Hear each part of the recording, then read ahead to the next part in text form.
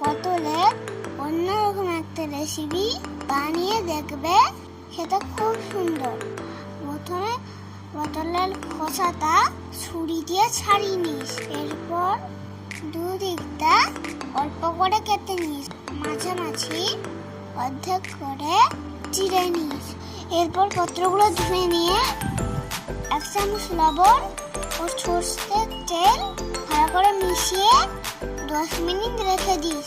এরপর শিলে পোস্ত, সরষে, অল্প একটু আদা ও কাঁচা লঙ্কা পেস্ট করে নিস।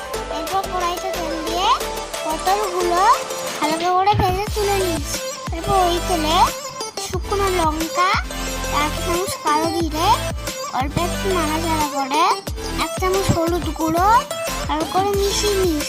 এরপর বেটে রাখা মশলাটা দিয়ে হালকা নাড়াচাড়া করে মশলা ধোয়া জলটা দিয়ে 1 চামচ চিনি ও স্বাদ মতো লবণ দিয়ে ভালো করে কষে নিস। মশলাটাকে তেল ছেড়ে এলে ভেজে রাখা পটলগুলো দিয়ে ভালো করে মিশিয়ে নিস। ভিডিওটা যদি ভালো লাগে প্লিজ একটা লাইক ও সাবস্ক্রাইব করে দিও। এরপর ঢাকা দিয়ে অল্প একটুখানির জন্য রেখে দিস।